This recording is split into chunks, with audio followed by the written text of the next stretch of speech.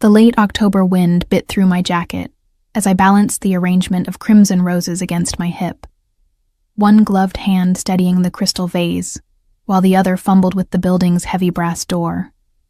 My fingers ached beneath the leather, not from the cold, but from something I'd learned to hide behind careful layers of fabric and forced smiles. The Meridian Tower rose 40 stories above Chicago's Gold Coast, its glass facade reflecting clouds that promised snow. I'd been making this delivery every Wednesday for 3 months now. Always the same arrangement, always the same penthouse suite on the 40th floor. 36 roses. Never 35, never 37. In shades of burgundy so deep they appeared almost black in certain light. The client never left specific instructions beyond that number, but I'd learned to read the unspoken language of flowers well enough to understand what this particular arrangement meant. Power, passion, and something darker I couldn't quite name. The elevator's brass interior reflected my pale face back at me. 24 years old, but looking older today, exhaustion evident in the shadows beneath my gray eyes. I'd covered the worst of the bruising on my left cheekbone with concealer that morning, but the autumn light was unforgiving. My auburn hair, normally worn loose around my shoulders, was pulled back in a severe bun that made my features look sharper than they were. Professional, invisible. The floristry business I'd inherited from my grandmother 2 years ago was barely surviving. Pemberton's Petals occupied a cramped storefront in a neighborhood that straddled the line between revitalization and decay, and most days I worked alone, arranging bouquets for weddings I'd never attend and funerals for people I'd never meet. This weekly delivery to the Meridian was my most lucrative account. The client paid triple my normal rate and always left a cash tip in an envelope at the concierge desk. That money kept my lights on and my rent paid, even if it couldn't fix everything else that was broken in my life. The elevator chimed softly as it reached the 40th floor, and I stepped into the private vestibule that served only 2 penthouses. The left door bore a discreet brass number, 4001. I'd never seen inside, never met the resident who ordered these weekly roses. The arrangement was always left with building security, payment handled through a lawyer whose business card identified him only as J. Morrison, Esquire. I set the vase carefully on the marble console table beside the door, just as I had every Wednesday for the past 3 months. My ritual was precise. Arrange the roses so their blooms faced the door, ensure no stray leaves marred the presentation, adjust the card that bore only the Pemberton's Petals logo with no message. Then leave, collect my envelope from security, and disappear back into the gray Chicago afternoon. But today, as I turned to press the elevator call button, the penthouse door opened. He was taller than I'd imagined during the countless times I'd wondered about the mysterious client who ordered blood-red roses with mathematical precision. Perhaps 6'3", with the kind of build that came from disciplined athleticism rather than vanity. Broad shoulders beneath a crisp white dress shirt, the first 4 buttons casually undone to reveal defined collarbones and the suggestion of a powerful chest. His hair was dark, almost black, styled with the careless perfection that required expensive products and skilled hands. But it was his eyes that made my breath catch. Deep brown, almost black, with an intensity that felt like being pinned beneath a microscope. "You're early," he said, his voice carrying the faintest trace of an Italian accent, smooth as aged whiskey. "I was hoping to catch you this time." I clutched my empty hands together, suddenly aware of how the leather gloves concealed more than just cold fingers. "I apologize if I've disrupted your schedule, Mr.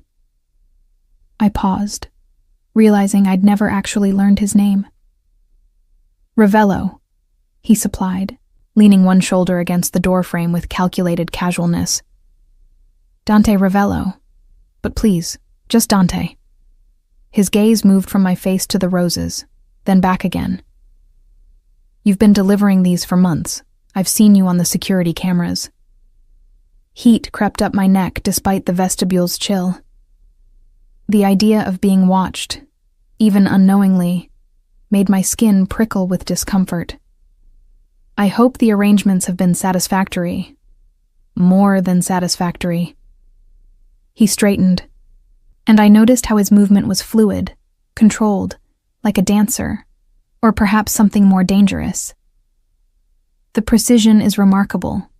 Exactly 36 roses, stems cut at precisely the same angle, arranged in a spiral pattern that creates natural depth. That's not standard floristry training. I blinked, surprised he'd noticed details most clients never registered. My grandmother taught me. She believed flowers deserved to be arranged with the same care a painter would give a canvas. Smart woman. Dante's gaze sharpened, focusing with unsettling precision on my face. You're hurt. My hand flew automatically to my cheekbone, where the concealer had apparently failed its purpose. It's nothing. I'm clumsy. Walked into a cabinet door. The lie tasted bitter, but it was a familiar bitterness. I'd been perfecting this particular fiction for 6 months, ever since Kyle's casual backhand had escalated into closed-fist punches that left marks requiring long sleeves and strategic makeup application. Dante didn't respond immediately, but something shifted in his expression. A hardening around his mouth, a coldness entering those dark eyes that made me take an involuntary step backward. When he spoke again, his voice was softer, almost gentle, which somehow made it more frightening. Cabinet doors don't leave fingerprint-shaped bruises. Iris. He tilted his head slightly, studying me with an attention that made me feel simultaneously exposed and strangely safe. That's your name, isn't it? The owner of Pemberton's Petals? How did you... I stopped, realizing the answer was obvious. Of course he knew my name. He'd been watching me on security cameras, had likely investigated me as thoroughly as any client might investigate a regular service provider. Yes, Iris Pemberton. Beautiful name for someone who works with flowers. He glanced down at my hands, still clasped together at my waist. May I see your hands, Iris? The request was polite, almost casual, but there was steel beneath the velvet. This wasn't a man accustomed to being refused. I should go, I said instead, pressing the elevator call button with more force than necessary. I have other deliveries. Please. The single word stopped me. Not because it was commanding, but because it held a note of genuine concern that I hadn't heard directed at me in longer than I could remember. Just let me see your hands. The elevator remained stubbornly silent, not arriving quickly enough to save me from this increasingly uncomfortable interaction. I found myself slowly peeling off the leather gloves, revealing hands that told their own story. Bruises ringing both wrists in distinct finger-shaped patterns, a healing cut across the back of my left hand where a thrown glass had found its target, raw knuckles from where I'd tried to defend myself during last night's argument. Dante's jaw tightened as he studied the evidence of violence I'd tried so carefully to conceal. He didn't reach for my hands, didn't touch me, but his gaze cataloged every mark with the attention of someone who understood exactly what they represented. Who? He asked simply. It's not... I began, then stopped, unsure how to finish that sentence. Not what? Not his business? Not as bad as it looked? Not something I could escape from without risking worse? It's complicated. It's not complicated, Dante said, his voice deadly quiet. Someone is hurting you. That's never complicated. The elevator finally chimed, its doors sliding open with merciful timing. I stepped inside quickly, fumbling to pull my gloves back on with shaking hands. Thank you for the tip money, Mr. Ravello. I'll see you next Wednesday. Dante, he corrected, but he didn't try to stop me as the doors began to close. Instead, he simply said, And Iris? Cabinet doors don't hit back. But men who hurt women? His smile was cold enough to frost the glass between us. They usually learn consequences eventually. The elevator descended, and I sagged against the brass railing, my heart hammering against my ribs. The interaction had lasted perhaps 5 minutes. but it felt like I'd been stripped bare. Every careful secret I'd built around myself peeled away by a stranger's too observant eyes. By the time I reached the lobby and collected my envelope from the security desk, thicker than usual, I noticed, my hands had stopped shaking. The guard, a kind-faced man in his 50s named Marcus, who always had a smile for me, handed over the payment with his usual professionalism. "Mr. Ravello asked me to give you this as well," he said, producing a business card from his breast pocket. "Said you might need it." The card was heavy stock, expensive, with only a phone number embossed in simple black font. No name, no address, no indication of what that number connected to. I turned it over, but the reverse was blank. "Thank you, Marcus." I slipped the card into my jacket pocket alongside the envelope, then pushed through the building's heavy doors back into the October afternoon. The walk back to my shop took 20 minutes, long enough for the encounter in the penthouse vestibule to replay itself in my mind with increasing anxiety. What had possessed me to show him my hands? To stand there like some helpless victim while a stranger catalogued the evidence of my shame? I'd spent 6 months carefully constructing an illusion of normalcy, and in less than 5 minutes Dante Ravello had demolished it with nothing more than quiet observation and a polite request. The bell above Pemberton's petals chimed as I entered, and I was immediately wrapped in the familiar embrace of green scents and floral perfumes. Roses and lilies from this morning's delivery. Eucalyptus branches I'd been using in sympathy arrangements. The earthy smell of potting soil and stem water. This was my sanctuary, the only place where Kyle's presence didn't completely dominate my thoughts. I'd just begun stripping the thorns from a new shipment of roses when the bell chimed again. My stomach clenched instinctively. Kyle sometimes stopped by during my shifts, ostensibly to check on me, though we both knew it was more about maintaining control than concern. But it wasn't Kyle who entered. It was a woman in her early 60s, elegantly dressed in a camel coat, her silver hair styled in a sophisticated bob. She moved through the shop with the careful attention of someone who understood flowers, pausing to examine my displays with an expert eye. "May I help you?" I asked, setting down my shears and wiping my hands on my work apron. "These are beautiful," she said, gesturing to a cascading arrangement of white peonies and dusty miller I'd designed for a wedding tomorrow. "You have real talent. The structural integrity is impressive. These will photograph well." Professional praise from someone who clearly knew floristry made something warm unfold in my chest. "Thank you. Peonies are my favorite to work with. They have natural drama." "I can tell." She turned to face me fully, and I noticed she had the same assessing quality in her gaze that Dante Ravello had possessed, as though she was reading more than what I wanted to show. "I'm Maria Santos. I own the event planning company that's been trying to get on your books for the past month." Recognition clicked into place. Santos Events was one of the premier wedding and corporate event companies in Chicago, the kind of client that could transform a struggling flower shop into a thriving business. I'd received their inquiry email but hadn't responded yet. Between Kyle's demands on my time and my own exhaustion, I'd let it slip through the cracks. "I apologize for not responding," I said, mentally calculating how badly I'd potentially damaged this opportunity. "It's been a busy season." "I understand." Maria's smile was knowing. "Small business ownership is demanding. That's actually why I stopped by in person. I wanted to see your work firsthand before making a formal offer." She pulled a leather portfolio from her bag, setting it on my work counter and opening it to reveal photographs of elaborate event setups, ceremonies in historic ballrooms, corporate galas in modern loft spaces, intimate dinners in converted warehouses. Each image showcased stunning floral arrangements that must have cost thousands of dollars. "We have 12 major events booked between now and New Year's," Maria continued, her perfectly manicured finger tapping each photograph. "Weddings, corporate galas, a few private celebrations for clients who prefer discretion. I need a florist who can handle both beauty and volume, someone with artistic vision who can also execute under pressure."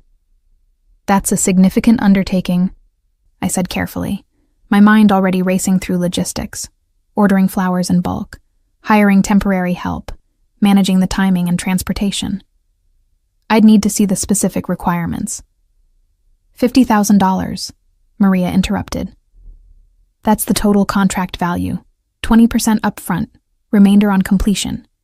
And if things go well, we'd want you on permanent retainer for next year. The number hung in the air between us, so impossibly large that I was certain I'd misheard. $50,000 would save my shop, would let me rebuild my grandmother's legacy, would give me enough financial cushion to finally consider leaving Kyle without ending up homeless. My voice caught. That's incredibly generous, but I'd need time to review. Of course. Maria pulled a thick contract from her portfolio, setting it beside the photographs. Take a few days. I'll need an answer by Monday. After she left, I stood alone in my shop, staring at the contract without really seeing it. $50,000. Freedom, disguised as business opportunity. The timing was too perfect, too convenient, arriving on the same day that Dante Ravello had seen through my careful facades. The business card in my pocket felt suddenly heavy, its single phone number a question I wasn't sure I wanted answered. I didn't call the number on Dante's card. Instead, I spent the next 3 days buried in Maria Santos's contract, convincing myself that this windfall was simply good fortune, that the universe occasionally smiled on people who needed it most. Kyle noticed the shift in my demeanor, the way I hummed while arranging centerpieces, the extra care I took with my appearance despite the bruises still fading beneath concealer. "You seem happy," he said Thursday night, his tone making the observation sound like an accusation. We were in my tiny apartment above the shop, the space I'd tried to make into a home, despite his presence gradually consuming every corner. "What's got you so cheerful?" I kept my focus on the stir-fry I was making, spatula moving vegetables around the wok with practiced efficiency. "I received a contract offer, a big one. Enough work to carry the shop through the holidays." "Yeah?" He moved behind me, his body too close, his breath carrying the familiar scent of the bourbon he'd been drinking since arriving an hour ago. "How much?" My hand tightened on the spatula. Kyle had an instinct for finding vulnerabilities, for identifying anything that gave me independence or hope, then systematically destroying it. "It's complicated. The payment structure." "How much, Iris?" His hand closed around my wrist, applying just enough pressure to hurt without leaving marks in visible places. He'd become skilled at that over the months. $50,000, I whispered. "But it's over several months and there are expenses." The spatula clattered into the sink as he spun me around, his face inches from mine. In the early days, I'd mistaken his intensity for passion, his possessiveness for devotion. Now I recognized it for what it was. Control, wearing the mask of love. $50,000 and you weren't going to tell me. His fingers dug deeper into my wrist, and I felt the bruises I'd just managed to heal beginning to return. "We're supposed to be partners, Iris. But you keep secrets, make plans without me. Kyle, please." I tried to pull away, but his grip only tightened. "You think you're better than me?" His voice rose, the alcohol loosening whatever restraints he usually maintained in public. "You think because you arrange flowers and smile pretty for rich customers, you're something special? You're nothing without me. Nothing." The slap came so fast I barely registered it before pain exploded across my cheek. I stumbled against the counter, tasting copper where my teeth had cut the inside of my lip. Through the ringing in my ears, I heard him breathing hard. That particular rhythm that meant the violence was just beginning. "Look what you made me do," he said. And I'd heard this particular script so many times it had lost all meaning. "If you'd just told me the truth. If you'd just been honest." The second blow caught my shoulder as I tried to shield my face, sending me to the floor. I curled instinctively, making myself small, protecting my head and ribs the way I'd learned through trial and painful error. The assault lasted perhaps 2 minutes. Kyle's fists finding soft tissue, his boots connecting with my thigh when I tried to crawl away. But it felt infinite, each second stretching into eternity. Then, as suddenly as it began, it stopped. I heard him pacing, heard the harsh sound of his breathing gradually calming. This was the pattern. Violence, followed by remorse, followed by promises that tomorrow would be different. Tomorrow he would be the man I'd first met, charming and gentle. Tomorrow we'd start fresh. Iris, baby, I'm sorry. His voice was thick with manufactured emotion. You just push my buttons, make me crazy. But I love you. You know I love you, right? I didn't respond, just pressed my face against the cold linoleum and concentrated on breathing through the pain, radiating from what I suspected was a cracked rib. Iris? He crouched beside me, his hand, the same one that had just beaten me, reaching out to stroke my hair with sickening gentleness. Say something. Tell me you forgive me. I forgive you, I whispered, because the alternative was worse. Silence meant he'd escalate, would continue until I gave him the absolution he needed to live with himself. That's my girl. He helped me up with exaggerated care, supporting me to the bedroom as though he were a nurse, rather than the cause of my injuries. You rest. I'll clean up dinner. Tomorrow we'll talk about that contract, figure out how to invest the money properly. After he left, he never stayed the night after hitting me, some twisted sense of propriety keeping him from sleeping beside the evidence of his violence. I lay in the darkness, cataloging damage. The rib was definitely cracked, maybe broken. My lip was split, my left eye swelling. New bruises bloomed across old ones, creating a palette of pain in purple and yellow and sickly green. I thought about Maria Santos's contract, about the freedom $50,000 could buy. But I also knew Kyle would find a way to control that money, just as he controlled everything else in my life. The contract wasn't salvation. It was just a larger cage, furnished more comfortably. My phone, charging on the nightstand, glowed with the time. 11:47 p.m. Beside it, I'd placed Dante Ravello's business card, its single phone number a question I'd been avoiding for 3 days. Before I could talk myself out of it, I picked up the phone and dialed. He answered on the second ring, his voice alert despite the late hour. Iris, not a question, a statement, as though he'd been expecting my call, had perhaps been waiting for it. How did you know it was me? I asked, my voice rough from crying and the split lip. I know many things. A pause, and when he spoke again, his tone had shifted, become harder. Where are you? Home. Above the shop. I touched my swollen eye carefully, wincing at the tenderness. I shouldn't have called. This was a mistake. Has he hurt you again? Dante's voice cut through my attempt at retreat. The man who gave you those bruises. Has he touched you tonight? The directness of the question, the lack of pretense or polite fiction, broke something in me. Yes. I'm sending a car. It will be there in 10 minutes. Not a request, not a suggestion, a decision already made. Pack a bag, essentials only. You're not going back. I can't just leave, I began, but he interrupted. You can. You will. His certainty was absolute, admitting no argument. 10 minutes, Iris. Be ready. The line went dead before I could respond.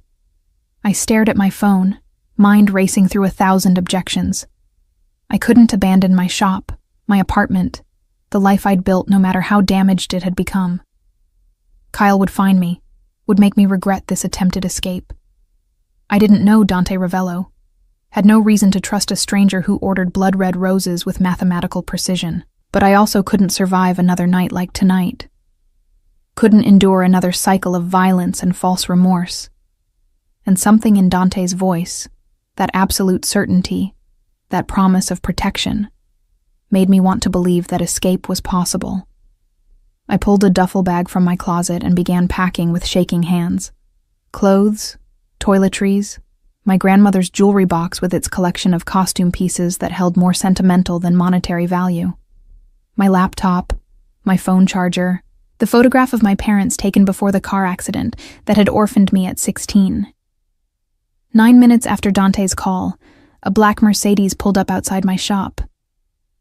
The driver was a mountain of a man, perhaps 40, with the bearing of someone who'd seen military service. He introduced himself simply as Marco and helped me into the car with surprising gentleness, his eyes cataloging my injuries with professional detachment. "Mr. Ravello is waiting," he said, pulling smoothly into the late-night Chicago traffic. "Don't worry about your shop. We'll have someone watching it until we can arrange proper security." "I should call the police," I said, more to myself than to Marco. "File a report about Kyle. Mr. Ravello will handle it." Marco's tone suggested this particular conversation was closed. He's very good at handling things. The drive took 20 minutes, carrying us from my marginal neighborhood to the Gold Coast, where the Meridian Tower rose against the night sky. Marco used a private entrance, bypassing the main lobby to access an elevator that required a keycard. We rose swiftly, my ears popping as floors blurred past. The penthouse door, 4001, the same one I'd delivered roses to for 3 months, stood open. Marco gestured for me to enter, then disappeared with my bag before I could thank him. The interior was nothing like I'd imagined during my weekly deliveries. I'd pictured cold modernity, all chrome and glass, the kind of space that valued display over comfort. Instead, I found myself in a living area that felt almost warm. Deep leather furniture in chocolate brown, walls lined with built-in bookshelves, art that looked collected rather than purchased for investment. Floor-to-ceiling windows offered a stunning view of Lake Michigan, its dark water reflecting city lights. Dante emerged from a hallway to my right, and I was struck again by his presence, the way he seemed to fill space without dominating it, his control so absolute it required no demonstration. He'd changed from the dress shirt I'd seen him in earlier, now wearing dark slacks and a black cashmere sweater that emphasized his build. His eyes went immediately to my face, and I watched his expression harden as he cataloged the fresh damage Kyle had inflicted. He moved closer, his hand lifting as though to touch my injured cheek, then stopping just short of contact. "May I?" he asked, his voice gentle. I nodded, and his fingers touched my face with surprising tenderness, tilting my head to examine the swelling around my eye, the split lip, the bruising along my jawline. "Your rib," he said, his gaze dropping to where I was unconsciously favoring my left side. "Broken or cracked?" "Cracked, I think." The clinical nature of the examination made it easier to discuss. "It's happened before. I know how to manage it." "It's happened before." He repeated my words slowly, as though tasting them, finding them bitter. "How long has this been going on, Iris?" 6 months. The admission came easier than I'd expected. He wasn't always like this. At first, he was... "Don't." Dante's voice remained soft, but steel ran beneath it. "Don't explain him to me. Don't justify what he's done. Men who hit women don't deserve explanations or understanding." He stepped back, gesturing toward the hallway he'd emerged from. "The guest suite is through there. Everything you need should be available, but if something's missing, Marco or Rosa can get it. Rosa is my housekeeper. She lives in the building. Will come by tomorrow to introduce herself properly." "I can't stay here," I said, the words automatic even as exhaustion made my bones feel like lead. "Kyle will look for me. Will cause trouble. Let him look." Dante's smile was cold, predatory. I'd welcome the opportunity to meet this man who thinks violence makes him strong.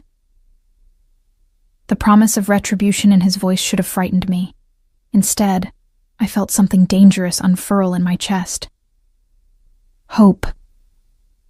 "Who are you?" I asked quietly. Really? Because men don't offer sanctuary to strangers, don't promise protection without expecting something in return. Dante regarded me for a long moment, and I had the sense he was making some kind of decision, weighing how much truth to offer. I'm a businessman, he said finally. I own properties throughout Chicago, restaurants, hotels, commercial buildings. I also have connections to certain families who operate in less legitimate circles. He paused, watching my reaction. Does that frighten you? Should it? I countered. Most people would say yes. He moved to the windows, looking out at the city sprawled below us. But I've never hurt a woman, Iris. Never raised my hand to someone weaker, someone under my protection.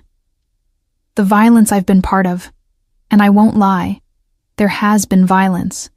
It's been between men who chose that life, who understood the consequences. And Kyle? I asked. What will the consequences be for him? That depends. Dante turned back to face me. On whether he's smart enough to stay away from you. The threat was implicit, but clear. I should have been horrified by the casual way he discussed potential violence. Instead, I felt only a weary sort of relief that someone, finally, was willing to stand between me and the man who'd spent 6 months systematically destroying me. The contract, I said abruptly. Maria Santos, the event planner. Did you arrange that? His slight smile confirmed what I'd already suspected. Maria is a friend. When I told her about your work, showed her photographs of the arrangements you've been creating, she was genuinely interested. The offer is legitimate, Iris. You'll earn every dollar. But yes, I made the introduction. Why? The question encompassed everything. The roses, the protection, the contract, this penthouse sanctuary. Why do you care what happens to me? Dante crossed the space between us, stopping close enough that I had to tilt my head back to maintain eye contact. Because 3 months ago, I saw you deliver roses with hands that should have been creating beauty, not hiding bruises. Because every Wednesday, you walked into my building with your head down, your shoulders curled inward, like you were trying to make yourself invisible. His hand lifted, fingers barely brushing the uninjured side of my face. And I wondered what kind of man could look at someone as rare as you and decide the appropriate response was violence. You don't know me, I whispered. No, he agreed. But I know men like him. I've seen what they do, how they operate. They find someone with light and systematically extinguish it until the person they claim to love becomes a shadow. His thumb traced my cheekbone with exquisite gentleness. I won't let him finish what he started, Iris. You have my word. The promise hung between us, weighted with implications I was too tired to fully examine. I swayed slightly, exhaustion and pain catching up with me now that adrenaline was fading. Dante caught my elbow, steadying me. You need rest. Tomorrow we'll discuss details, security for your shop, how to handle the contract, what comes next. But tonight you sleep. He guided me to the guest suite, which turned out to be larger than my entire apartment. The bedroom featured a king-sized bed with linens that probably cost more than my monthly rent, an ensuite bathroom with a soaking tub, and a walk-in closet where someone had already hung my limited wardrobe alongside new items still bearing designer tags. Rosa anticipated your sizes, Dante explained, noting my expression. If anything doesn't fit, we'll exchange it. Don't argue. You'll need professional clothes for the contract work. After he left, I stood in the center of that impossibly luxurious room, trying to process the past 4 hours. I'd fled my apartment, accepted sanctuary from a man I barely knew, and stepped into a world so far removed from my reality, it felt like a dream. I caught sight of myself in the bathroom mirror as I prepared for bed, face bruised and swollen, lips split, eye purpling in spectacular fashion. But beneath the damage, I saw something I hadn't glimpsed in months, a spark of defiance, of survival, of determination not to let Kyle win. My phone, still clutched in my hand, buzzed with a text from an unknown number. "Sleep well, Piccola. You're safe now. D." I saved the number, then powered down the phone entirely. Tomorrow would bring complications, questions, difficult decisions about the future. But tonight, for the first time in 6 months, I slept without fear of footsteps in the hallway, without listening for the particular pattern of breath that preceded violence. Tonight, I was safe. Morning arrived with sunlight filtering through sheer curtains I didn't remember closing. For several disoriented seconds, I couldn't place where I was. The mattress beneath me too soft, the silence too complete, the absence of Kyle's presence too profound. Then memory returned in a rush. The beating, the phone call, Dante's penthouse sanctuary. I moved carefully, testing my injuries. The cracked rib protested with sharp insistence. My face felt puffy and tender, and various bruises announced themselves with each shift of position. But I was alive, unafraid, and for the first time in months, I'd slept through the night without jerking awake at every sound. The clock on the nightstand read 9:47 a.m.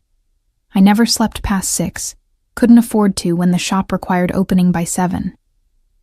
Panic fluttered in my chest until I remembered Marco's words about security arrangements. Someone was watching Pemberton's petals, ensuring Kyle couldn't destroy the only thing I had left. A soft knock interrupted my thoughts. "Miss Pemberton?" A woman's voice, warm with a slight Spanish accent. "I'm Rosa. May I come in?" "Yes," I called, hastily running fingers through my tangled hair and wishing I looked less like someone who'd gone several rounds with a heavyweight boxer. Rosa was perhaps 55, compact and efficient, with kind eyes and hands that moved with practiced grace. She carried a breakfast tray laden with items that made my mouth water: fresh fruit, yogurt, toast with various spreads, and coffee that smelled like heaven. "Mr. Ravello thought you might prefer eating here this morning," she said, setting the tray on a small table near the window. "But he'd like to speak with you when you're ready. No rush. He's working from home today." "Thank you." I moved to the table, trying not to wince too obviously. "Rosa, about the clothes in the closet?"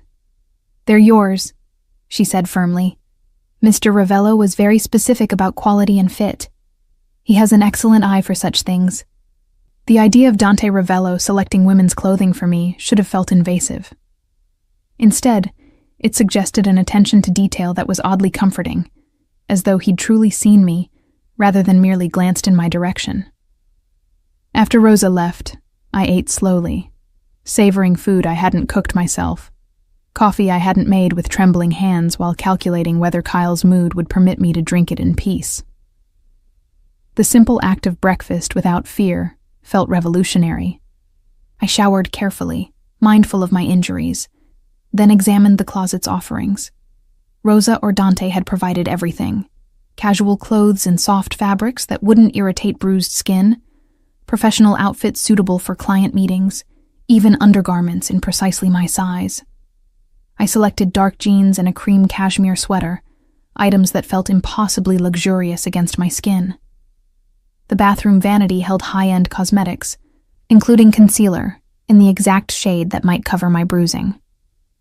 I applied it carefully, though the swelling around my eye and the split lip were impossible to completely hide. The woman in the mirror looked fragile, haunted, but also, somewhere beneath the damage, determined.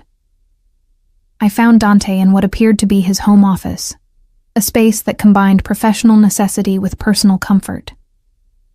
Floor-to-ceiling windows offered the same stunning lake view as the living area. But here, the focus was the massive desk dominating the room, its surface scattered with papers and multiple computer monitors displaying what looked like financial reports. He glanced up as I entered, and something shifted in his expression. Not quite a smile, but a softening around his eyes. You slept well. Better than I have in months. I remained in the doorway, suddenly uncertain. This man had offered sanctuary, but I still didn't fully understand why or what he expected in return. Thank you. For everything. The room, the clothes, the breakfast. Rosa's breakfast, he corrected, rising from his chair with fluid grace. I can barely manage coffee. Please sit. He gestured to a leather sofa near the windows, then joined me there rather than maintaining the formal distance of his desk. Up close, in morning light, I could see details I'd missed during our previous encounters. The faint scar along his left eyebrow, the slight crook in his nose that suggested it had been broken at least once, the way his hands, large, capable, rested on his knees with complete stillness. These were not soft hands, not the pampered hands of someone who'd inherited wealth without understanding its cost. I need to explain something, Dante said, his gaze direct and unflinching. About who I am, what I do, and why I've inserted myself into your life. You're connected to organized crime, I said quietly. You said so last night. Connected isn't quite accurate. He leaned back against the sofa, one arm extended along its back, his posture relaxed, but his attention completely focused on me. My grandfather came to Chicago from Sicily in 1952. He worked construction, saved his money, eventually bought a small restaurant. Over time, he acquired more properties, built relationships with the right people, and carved out territory in a city that was already divided among established families. I listened, understanding dawning. The Ravello name wasn't just connected to organized crime. It was part of its fabric. My father expanded what my grandfather built. Dante continued. He was smarter, more strategic, understood that the future belonged to legitimate businesses with carefully concealed roots. By the time I inherited control 8 years ago, the Ravello family owned hotels, restaurants, real estate throughout Chicago and beyond. Some of our income streams are completely legal. Others, he paused. Others exist in gray areas that most people prefer not to examine too closely. Like what? I asked, needing to understand exactly what I'd stepped into. Protection services for businesses that prefer not to rely on traditional security. Loans for people and companies that banks won't touch. Access to goods and services that require alternative supply chains. His expression remained neutral, but I sensed he was watching my reaction carefully. And yes, when disputes arise with rival families or when someone poses a threat to our interests, we handle it in ways that wouldn't pass legal scrutiny. Violence, I said flatly. You handle it with violence. Sometimes. He didn't flinch from the assessment. But never against the innocent. Never against women or children. Never against people who aren't involved in this life by choice. His hand moved, not quite touching my bruised face, but hovering close enough that I felt the warmth of his palm. What your Kyle did to you. That's not strength, Iris. That's cowardice wearing the mask of masculinity. He's not my Kyle, I said automatically. No, Dante agreed. He's not. Not anymore. The finality in his voice sent a chill down my spine. What did you do? Sent a message. Dante's smile was cold, predatory. Marco and 2 of my men paid Kyle a visit around 3 a.m., explained that you were under my protection now, that any attempt to contact you, to approach your shop, to even think about you too loudly would be considered a declaration of war against the Ravello family. He paused. They were very persuasive. I should have been horrified, should have protested this intervention, this assumption of control over my life. But all I felt was a savage satisfaction that Kyle had finally tasted fear, had finally understood what it felt like to be vulnerable and powerless. Did they hurt him? I asked. Nothing permanent. A few bruises, a cracked rib. Ironic symmetry, I thought. Dante's expression remained impassive. Kyle is a bully, Iris. Bullies fold when confronted with actual consequences. He won't bother you again. And if he does, then the consequences become more severe. The casual way he delivered the threat made it clear this wasn't bravado. But I don't think it will come to that. Cowards rarely have the courage to challenge real power. Silence settled between us, heavy with implications. I'd accepted sanctuary from a man whose business included violence, whose protection came with strings I couldn't yet see. The smart choice would be to thank him politely, return to my shop, resume my life with whatever safety his warning to Kyle had purchased. But I didn't want to be smart. I wanted to be free. The contract with Maria Santos, I said, changing subjects. Is it really legitimate? Completely. Dante pulled his phone from his pocket, tapping the screen a few times before handing it to me. Here are the event details she'll need you for. High-end weddings, corporate galas, a few private celebrations. Your work is exceptional, Iris. You didn't get this opportunity because I asked Maria to create it. You got it because she genuinely wants your floristry. I scrolled through the information, my practiced eye already envisioning arrangements. Cascading orchids for the Drake Hotel wedding, dramatic blood-red roses for the corporate gala. My chest tightened at that detail, and elegant white lilies for what appeared to be a funeral for someone very important. The timeline is aggressive, I observed. First event is in 10 days. I'd need help, additional supplies, transportation logistics. You'll have whatever you need. Dante reclaimed his phone, our fingers brushing briefly. Marco will handle security and transportation. Rosa knows people who do excellent temporary staffing if you need extra hands. And... He hesitated, an unusual crack in his confidence. I'd like to invest in your shop, make it a proper business rather than a struggle.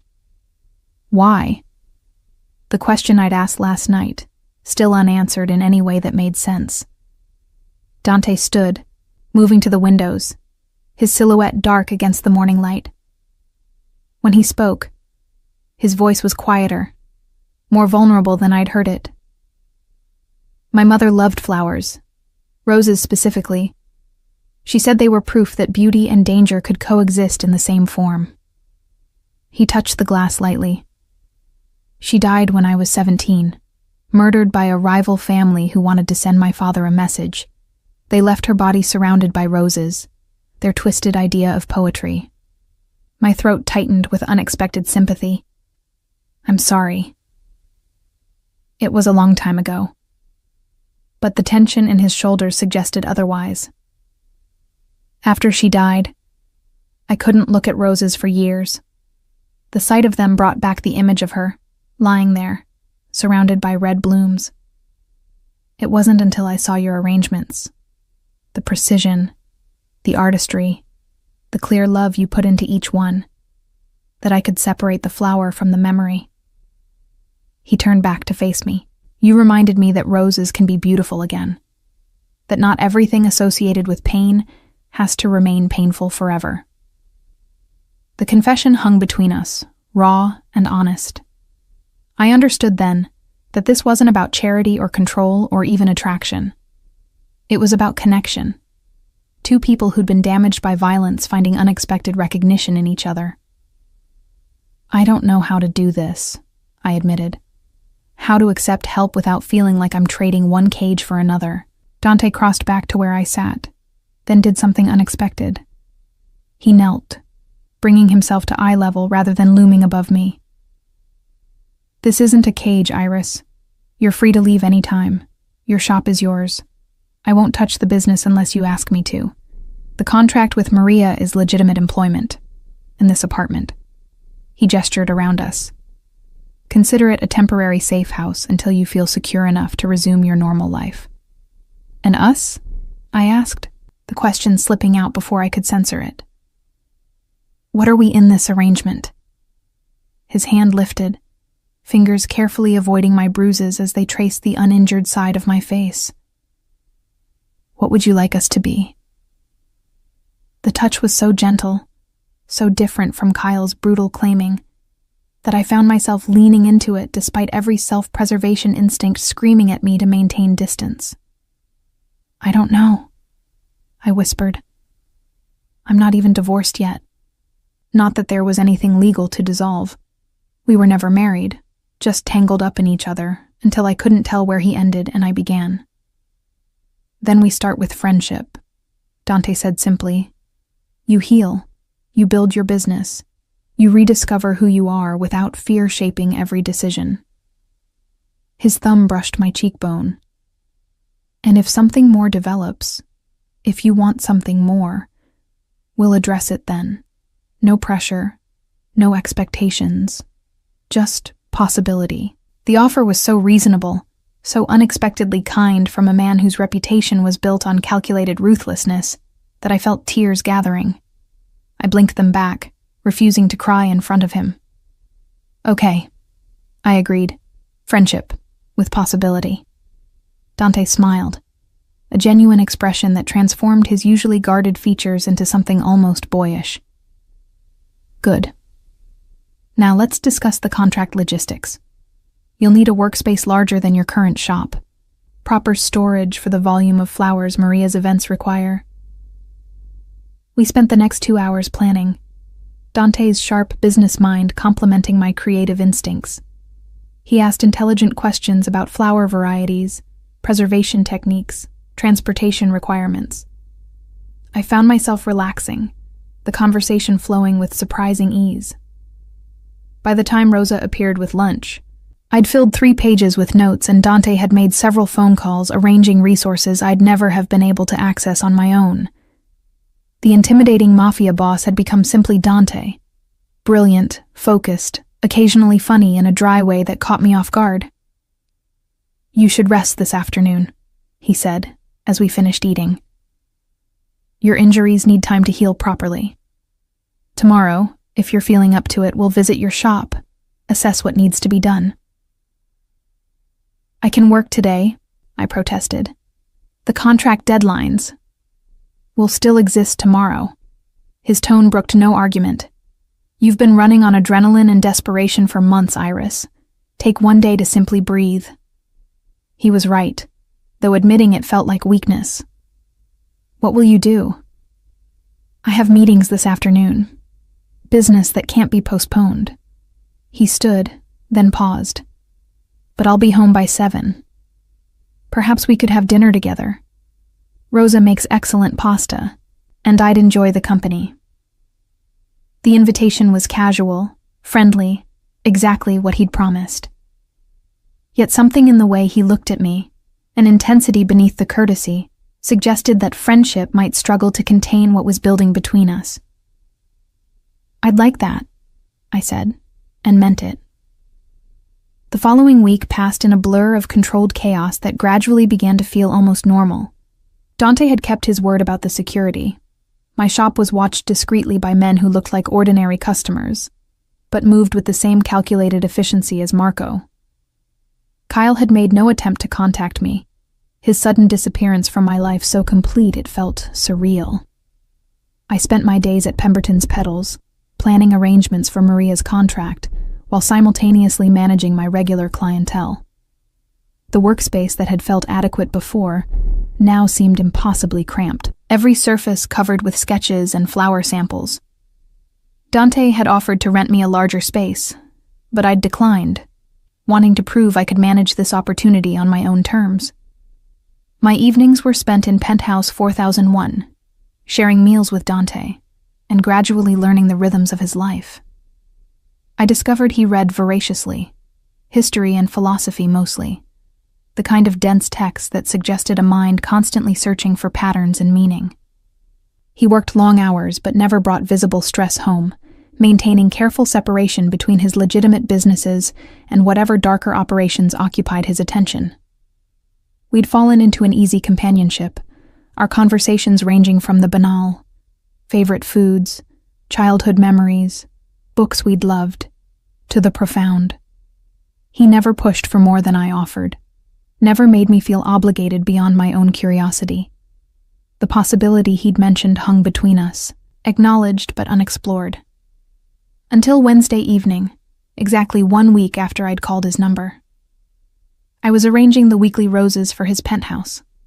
36 blood-red blooms, the standing order he'd never canceled despite my continued presence in his home. My hands moved with practiced efficiency, creating the spiral pattern he'd once observed so precisely when I felt him watching from the doorway.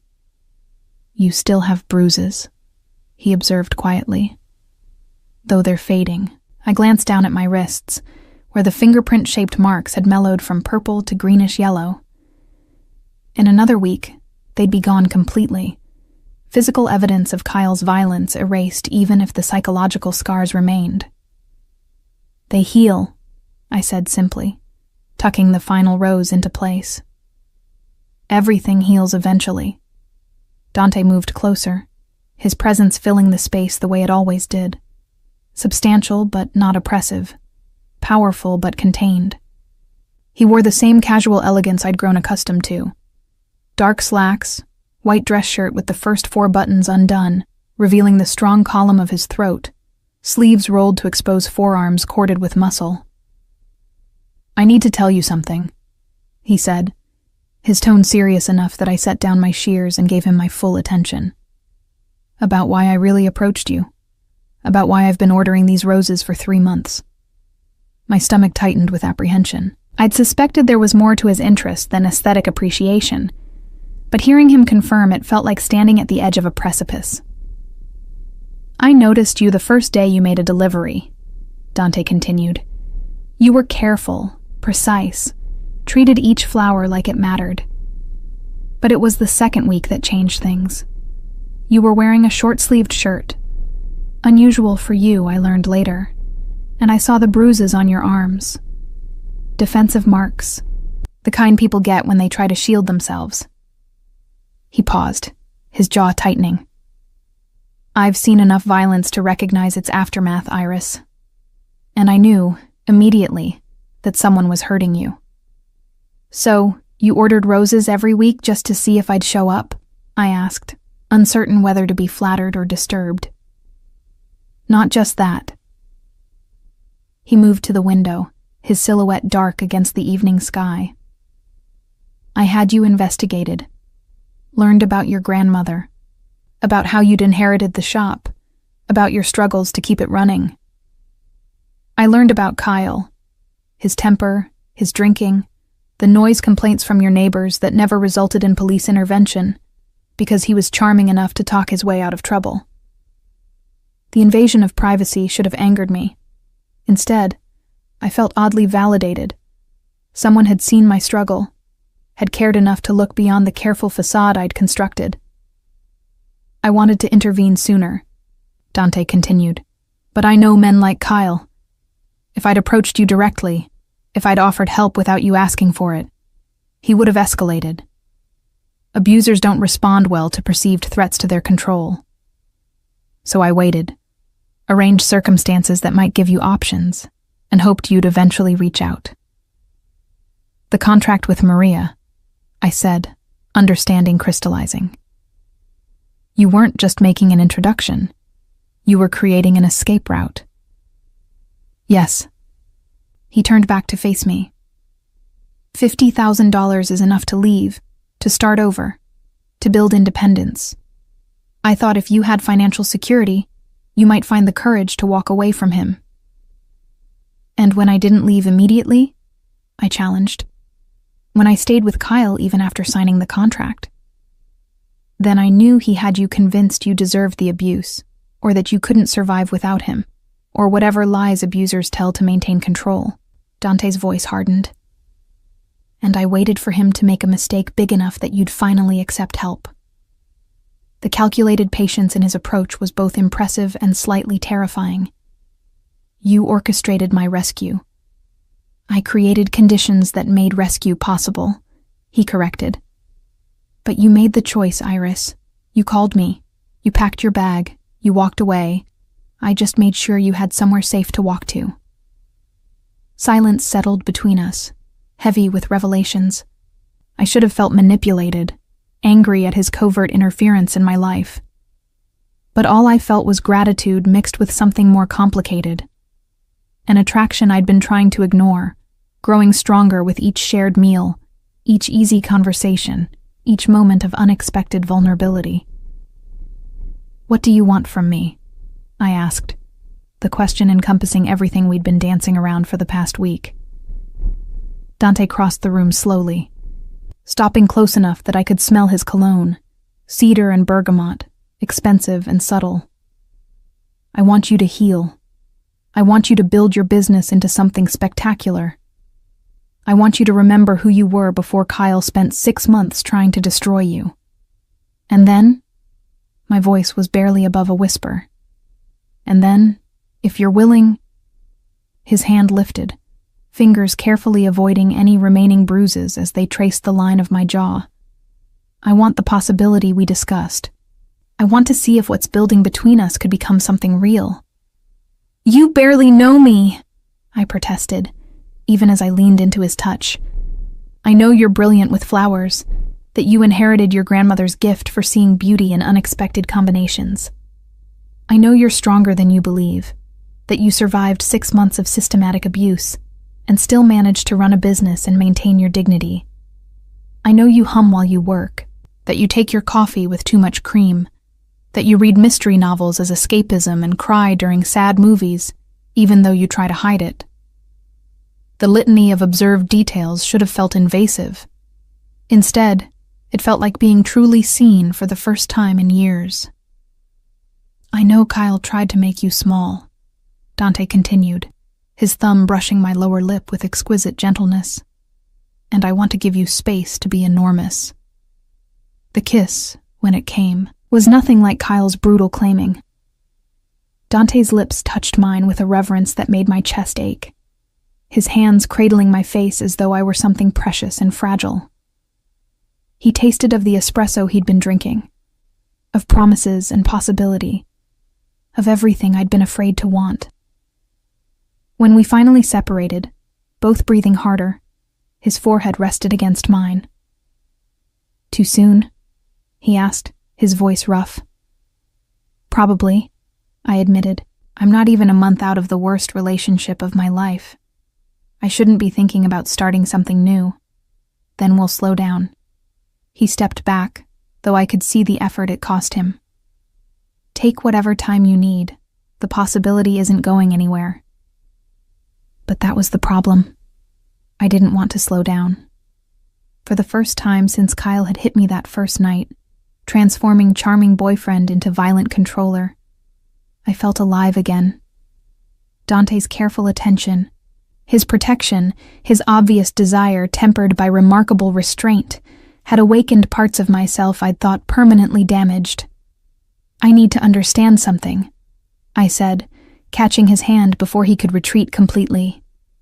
"This world you live in, the violence, the gray areas, the power you wield, am I entering that if I choose this? If I choose us?" Dante's expression grew serious. "I won't lie and say my life is safe or conventional. There are risks, enemies, complications that come with being associated with me. But I would never put you in danger deliberately, Iris. You would be protected, shielded from the uglier aspects of what I do. Like your mother was protected?" The question was cruel, but necessary. His face closed off, pain flickering across his features before control reasserted itself. "My mother died because my father underestimated a rival's willingness to break the rules. It taught me, taught all of us, that nothing is more important than protecting family." He squeezed my hand gently. "If you become mine, Iris, you'll have the full weight of the Ravello name protecting you. No one would dare touch you. Because they'd be afraid of you."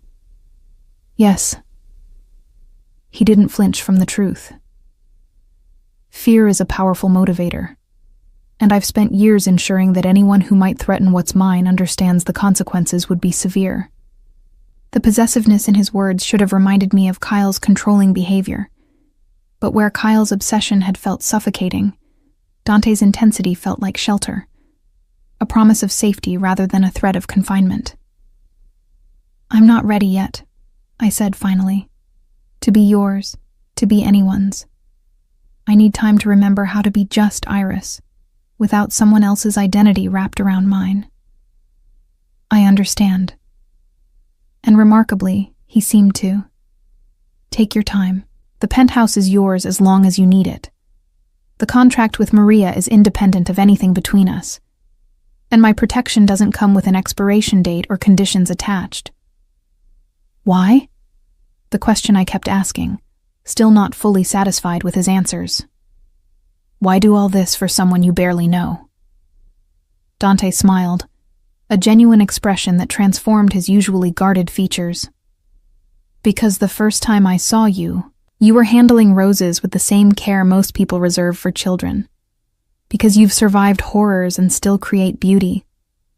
Because you called me in the middle of the night, terrified and hurt, and trusted me to help you. His hand came up to cup my cheek. Because I look at you and see someone extraordinary pretending to be ordinary. And I want to see what happens when you stop pretending. Maria Santos's first major event arrived 10 days after I'd signed her contract. A black tie wedding at the Palmer House, one of Chicago's most prestigious venues. I'd spent 72 sleepless hours preparing, transforming Pemberton's Petals into a workshop that would have made my grandmother proud. The 2 temporary assistants Rosa had found proved invaluable, their experienced hands helping me create hundreds of individual arrangements that would transform the historic ballroom. Dante had offered Marco and a second vehicle for transportation, but I'd insisted on using my grandmother's vintage delivery van, a decision I was regretting as Marco and I made our 3rd trip, the November cold seeping through the van's inadequate heating system. Mr. Ravello won't be happy you're working this hard, Marco observed, steady hands managing the van through downtown traffic. You should be resting that rib. It's healed enough, which was mostly true. The sharp pain had dulled to an occasional ache, manageable with ibuprofen and careful movement. And I need to prove I can handle this contract on my own merits, not because Dante arranged special treatment. Marco's knowing glance suggested he understood more than I wanted him to. Over the past 2 weeks, he'd become something like a friend, silent but observant, protective without being oppressive, always present but never intrusive. Miss Pemberton, he said carefully, you know that Mr. Ravello doesn't give special treatment. He makes strategic investments in people and businesses he believes in. The fact that you're also... He paused, choosing words cautiously. That you're also important to him personally, that's separate from his professional assessment of your capabilities. Important to him personally. The words made something warm unfurl in my chest, even as anxiety accompanied it. Dante and I hadn't kissed again since that evening with the roses, both of us maintaining careful distance while the possibility hung between us like a held breath. We still shared dinners most nights, still talked for hours about everything and nothing. But there was a new tension now, an awareness of what we both wanted, but neither would pursue until I was ready. His restraint was remarkable given how I'd sometimes catch him watching me, dark eyes tracking my movements with an intensity that made my skin feel too warm, too tight. The Palmer House ballroom was already buzzing with activity when we arrived with the final load, caterers arranging tables, lighting technicians testing dramatic spots, Maria Santos herself orchestrating everything with military precision. She spotted me immediately, her sharp eyes assessing the garment bag protecting my final creation. Please tell me that's the bridal bouquet, she said, crossing to where Marco and I were unloading.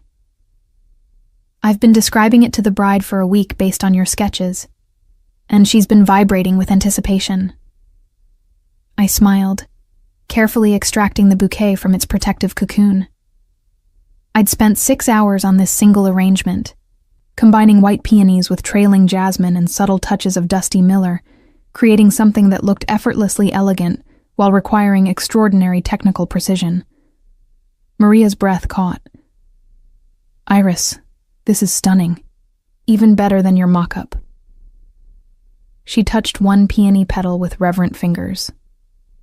You're going to make me look good tonight, which means I'm going to make you very busy for the rest of the season. That's the plan, I said, allowing myself a moment of pride. Whatever else was uncertain in my life, My ability with flowers remained constant. The next 4 hours vanished in controlled chaos. I supervised the placement of centerpieces, adjusted the ceremony arches' cascading arrangements, ensured every boutonniere was perfect. The ballroom transformed gradually into a garden fantasy, my vision made real through thousands of individual blooms. By 6 o'clock, when Maria finally declared everything ready, I was exhausted but satisfied. The space looked spectacular, romantic without being saccharine, elegant without being stuffy, exactly the balance the bride had requested. "Go home, rest, celebrate," Maria instructed, pressing an envelope into my hands. "First payment, as agreed. You've earned every dollar." She glanced at Marco, who'd remained nearby throughout the setup. "Take care of her. She's worked herself too hard." I was too tired to argue, allowing Marco to guide me back to the van. The envelope remained unopened in my lap during the drive to the Meridian. I knew what it contained, had memorized the payment schedule, but actually holding $10,000 felt surreal. Dante was waiting when we arrived, his expression shifting from concern to relief as I stumbled out of the van on shaky legs. "You should be resting," he said, echoing Marco's earlier sentiment as he steadied me with a hand at my elbow. "I was working," I replied, waving the envelope slightly. "Successfully. The wedding looks amazing. Maria's thrilled, and I just proved I can handle this contract." "I never doubted you could." He guided me toward the elevator, his touch gentle but firm. "But you're pushing yourself too hard, Iris. You're still healing." "I'm fine," I insisted, even as exhaustion made my bones feel like lead. "Just tired. A hot shower and early bed. I'll be perfect tomorrow." The elevator ride passed in comfortable silence, Dante's presence solid beside me. I'd grown accustomed to his proximity, the way he moved through space with unconscious grace, the subtle cologne that always made me think of expensive libraries and older money. Rosa had left dinner warming in the oven, her chicken piccata, my favorite. Dante insisted I eat before showering, his attention so careful and concerned that I found myself complying simply to ease the worry in his eyes. "You're hovering," I observed between bites, watching him watch me from across the kitchen island. "You scared me," he admitted. "Marco said you lifted arrangements that were too heavy, ignored his suggestions to take breaks, worked like you were trying to prove something." "I was trying to prove something," I said, "that I earned this contract through skill, not connections, that I'm capable of handling success without falling apart. Kara, you don't need to prove anything to anyone." The endearment slipped out naturally, and I noticed he didn't try to take it back. "Your work speaks for itself. Maria hired you because you're talented, not because I made introductions." "But you did make introductions," I pointed out. "You created this opportunity, just like you created the safety that lets me take advantage of it. I need to know I can succeed on my own merits." Dante came around the island, stopping close enough that I had to tilt my head back to maintain eye contact. His hand lifted, fingers brushing a smudge of pollen I hadn't noticed on my cheek. "You are succeeding on your own merits," he said quietly. The introduction was a door opened. You walked through it and created something spectacular. That's all you, Iris. Your vision, your skill, your determination. The words landed somewhere deep, filling a hollow space I hadn't realized existed. Kyle had spent months convincing me I was worthless without him, that my achievements were only possible because of his support and guidance. Hearing Dante say the opposite, seeing genuine pride in his eyes, felt revolutionary. "Thank you," I whispered, "for believing in me. Always." His thumb traced my cheekbone gently. "You make it easy." The air between us felt suddenly charged, heavy with the possibility we'd been circling. His eyes dropped to my lips, and I saw him consciously choose restraint. Saw the effort it cost him to step back, rather than close the remaining distance. You should shower and rest, he said, his voice rougher than normal.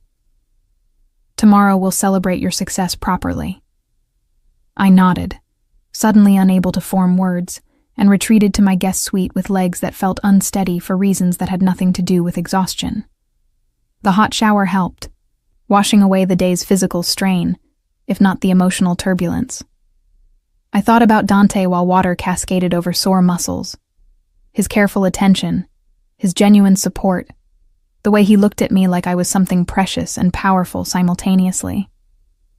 I thought about the possibility we'd discussed, about what might happen if I finally stopped resisting what was building between us. I was toweling my hair dry when my phone buzzed with a text from an unknown number. My stomach clenched instinctively. Kyle had been silent for 2 weeks, but I still tensed at unexpected messages. The text was brief, its words sending ice through my veins. Enjoying your new life? We should talk. You can't hide behind him forever. K. My hands trembled as I screenshot the message and forwarded it to Dante. His response came within seconds. Stay in your room. Lock the door. I'm handling this. I did as instructed, my heart hammering against my ribs as I listened to sounds from elsewhere in the penthouse. Dante's voice, low and furious, speaking rapid Italian into his phone. Movement. The elevator opening and closing. Silence. 20 minutes passed before a soft knock came at my door. Iris, it's safe. You can open up. Dante's expression when I cracked the door was controlled fury barely leashed. Kyle's phone has been disconnected. My people are locating him now. He apparently returned to Chicago this morning against explicit warnings to stay away. What will you do when you find him? I asked, not entirely sure I wanted the answer. Ensure he understands consequences more clearly than last time. Dante's voice was deadly calm. He threatened you, Iris. That's not acceptable. I don't want you to hurt him because of me, I said, even as part of me craved exactly that. Craved someone finally making Kyle pay for what he'd done. This isn't about you wanting it, Dante replied. It's about enforcing boundaries. Kyle was warned. He chose to ignore that warning. Now he learns what happens when people ignore warnings from the Ravello family. The casual mention of violence should have frightened me. Instead, I felt only a fierce satisfaction that someone finally was treating Kyle's abuse as the serious crime it was, rather than a private matter to be handled quietly. Will you... I paused, uncertain how to phrase the question. Will you tell me what happens? After? Dante studied me for a long moment, something shifting in his expression. Do you really want to know the details? I don't know, I admitted. Part of me wants him to suffer like he made me suffer. Part of me just wants him gone completely, erased from my life like he never existed. Then that's what we'll arrange. Dante's hand came up to cup my cheek gently. Kyle will disappear from Chicago.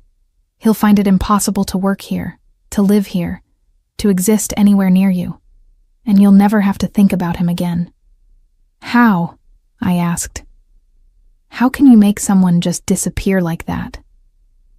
People who cross me learn that Chicago becomes very small, very uncomfortable.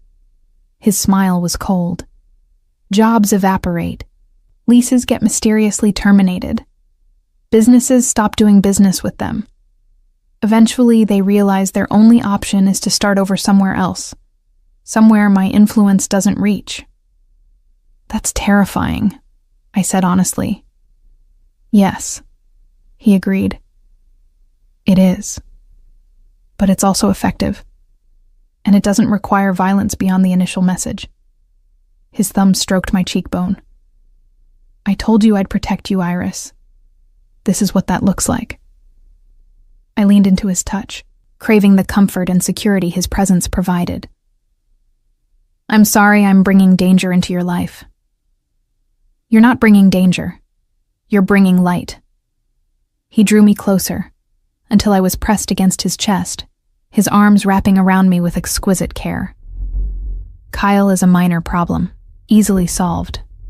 You, on the other hand. His lips brushed my temple. You're the most complicated, wonderful thing that's happened to me in years. Standing there in his embrace, I felt something shift inside me. The possibility we'd been dancing around crystallized into certainty. I was falling for Dante Ravello, this dangerous, complicated man who handled violence with the same ease he showed gentleness, who offered protection without demanding submission in return. Dante, I said quietly, pulling back enough to see his face. I think I'm ready. Ready for what, Kara?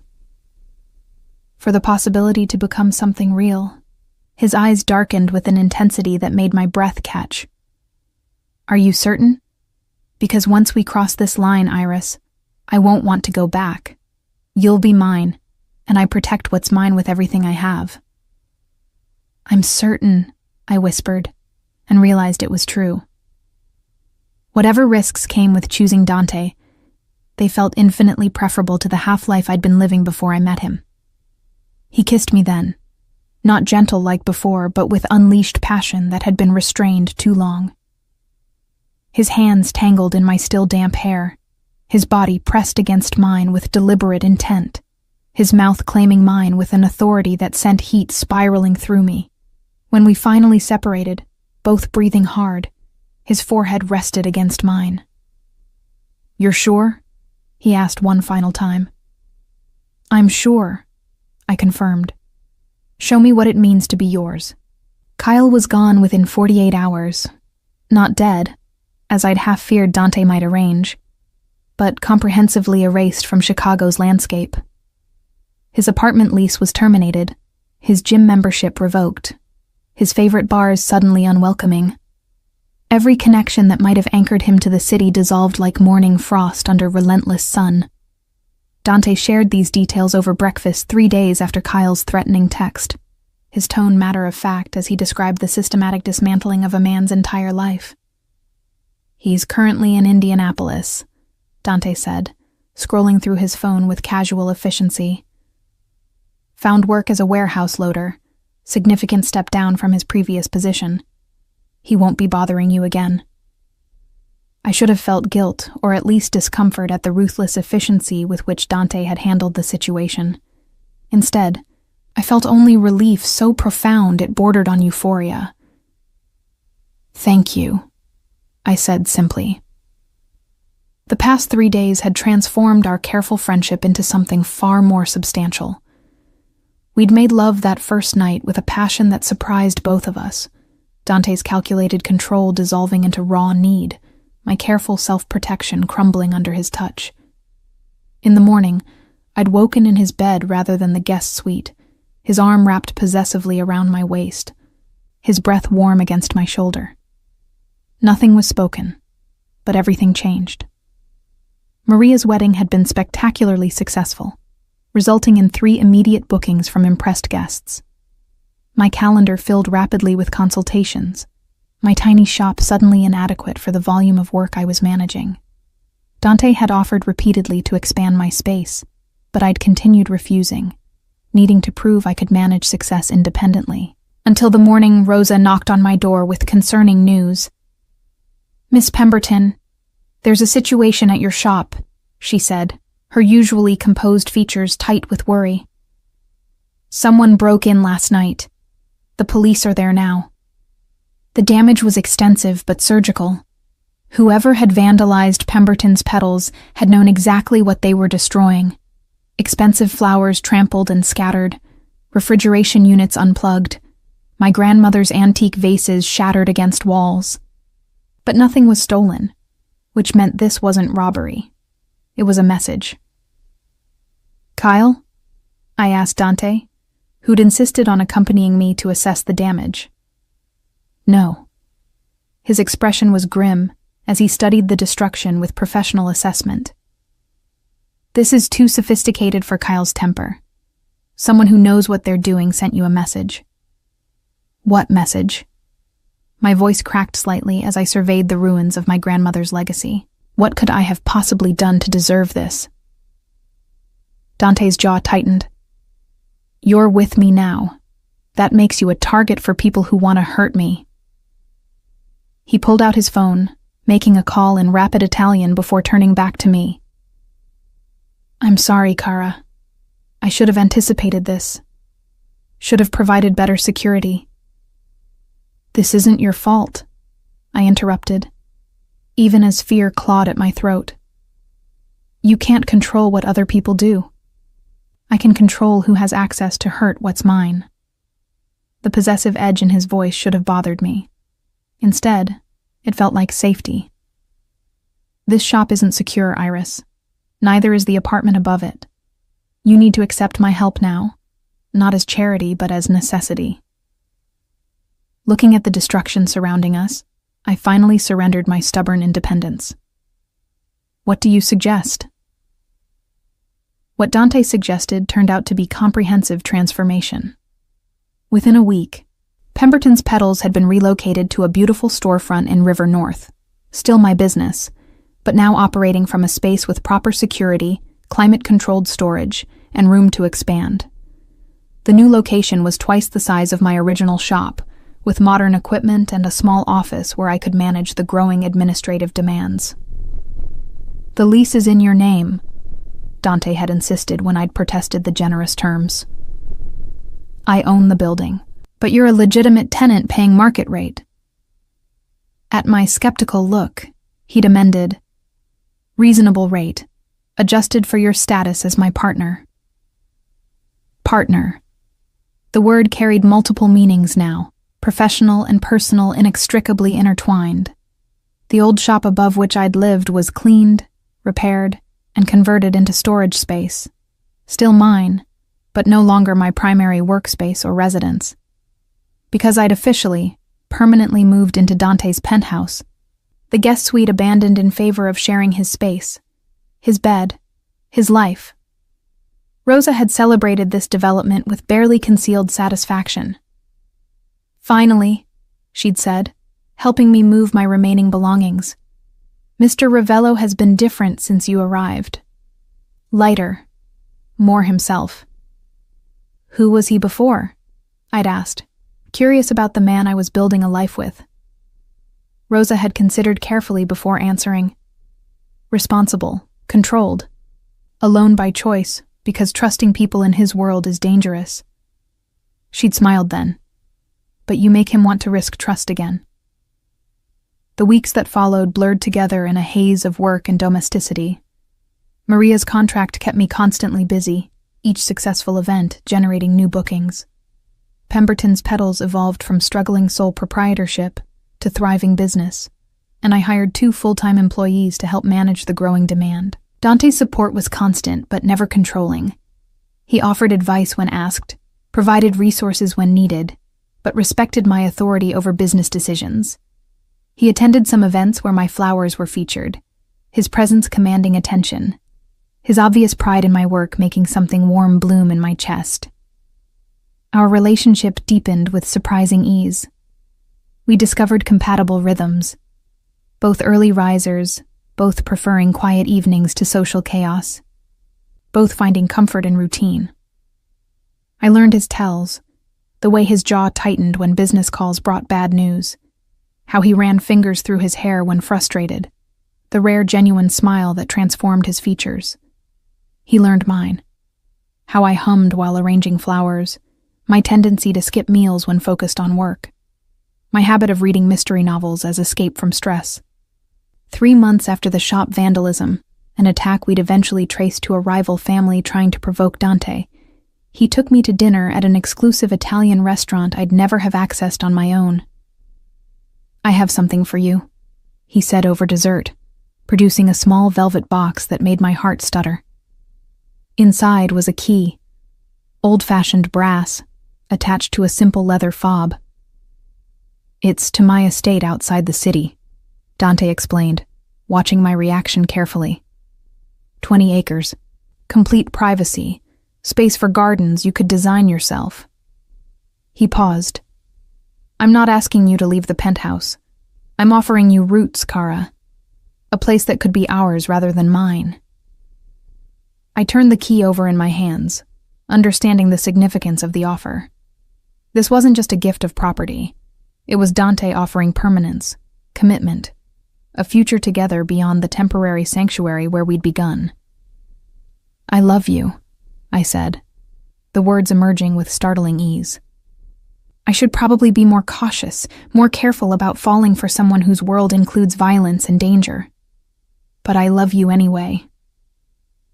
Dante's smile was radiant, transforming his usually guarded features. "I've loved you since you first delivered roses with hands that should have been creating beauty, not hiding bruises. Since you proved that strength and gentleness aren't opposites but companions." He pulled another box from his jacket. Smaller, more traditional. Inside was a ring, a simple emerald surrounded by small diamonds, elegant and understated. "Marry me," he said, not asking but stating desire with characteristic directness. "Let me give you the protection of my name, the security of my resources, the devotion of my heart. Build a future with me, Iris." I thought about the woman I'd been 8 months ago, exhausted, frightened, convinced I deserved the abuse Kyle inflicted. I thought about the woman I was becoming, confident, successful, loved by a man who treated my independence as treasure rather than threat. "Yes," I said, slipping the ring onto my finger where it caught light and scattered it like prisms. "Yes to everything." The wedding was small, private, just Rosa and Marco witnessing as we exchanged vows in Dante's estate garden, surrounded by flowers I'd grown and arranged myself. No family attended because neither of us had much left, but the absence felt appropriate. We were creating our own family now, building something new from the ruins of our pasts. I kept my name professionally. Pemberton's Petals remained my grandmother's legacy. But legally, I became Iris Ravello, protected by a name that carried weight and warning throughout Chicago. Kyle learned of my marriage through whatever grapevine connected Chicago's underworld to Indianapolis's ordinary citizens. He sent a single text that Marco intercepted before it reached me. "Hope he's worth it." Dante's response was elegantly simple. A wire transfer for $10,000, accompanied by a message that if Kyle ever contacted me again, the money would be reclaimed along with considerably more. We never heard from him again. A year after I'd first called Dante's number, Pemberton's Petals had expanded to 3 locations throughout Chicago, each one featuring my designs and employing florists I'd trained personally. The business that had barely survived on wedding bouquets and funeral arrangements now handled events for the city's most prestigious clients. I stood in the original River North location, arranging roses for Dante's weekly order. 36 blood-red blooms that still arrived at our penthouse every Wednesday. The ritual had evolved from mysterious client order to married couple tradition, my way of honoring how we'd begun. Rosa entered carrying her tablet, her efficient organization keeping my increasingly complex schedule manageable. "You have 3 consultations this afternoon, and Maria called about the museum gala. Also, your doctor's appointment is at 4. Did you want me to remind Mr. Ravello?" I touched my stomach lightly, where the smallest curve suggested new life growing. He already knows. He'll meet me there. Dante had been impossibly excited when I told him about the pregnancy 2 weeks ago, his usual control dissolving into genuine joy. He'd immediately started planning renovations to the estate, designing a nursery that would overlook gardens where our child could learn about flowers the way my grandmother had taught me. "You're happy," Rosa observed, her weathered face soft with affection. "It's good to see." "I am happy," I confirmed, surprising myself with how true it was. Not the uncomplicated happiness of fairy tales, but something deeper. The satisfaction of having survived darkness and emerged into light, of having built success from failure, of having found love in the most unexpected place. That evening, Dante and I stood in our estate garden, the place where we'd married, where we planned to raise our child, where my grandmother's roses grew alongside new varieties I was cultivating. The November air carried the scent of earth and fading blooms. autumn giving way to winter's approach. "I never thanked you properly," I said, leaning against his solid warmth, "for seeing me when I was trying to be invisible, for offering sanctuary when I'd convinced myself I deserved punishment." Dante's arms wrapped around me, protective and possessive in equal measure. "You saved yourself, Kara. I just provided the space for you to remember who you were beneath the fear." "We saved each other," I corrected, turning to face him. "You needed someone to remind you that roses could be beautiful again, that vulnerability isn't weakness. I needed someone to show me that strength and gentleness aren't opposites." He kissed me then, tender and deep, a promise of continued devotion wrapped in physical affection. When we returned to the penthouse later that night, 36 blood-red roses waited in their crystal vase, my weekly arrangement perfectly preserved. I touched one petal gently, marveling at how something that had begun as a stranger's mysterious order had transformed into the foundation of everything I now cherished. Dante noticed my contemplative mood. "Regrets?" he asked quietly. "None," I assured him. "Just gratitude for the intersection of chance and choice that brought us together." "Not chance," he corrected, pulling me close. "Fate wearing the disguise of coincidence. You were always meant to be mine, Iris, just as I was always meant to be yours." I nestled against his chest, listening to the steady rhythm of his heartbeat, and believed him.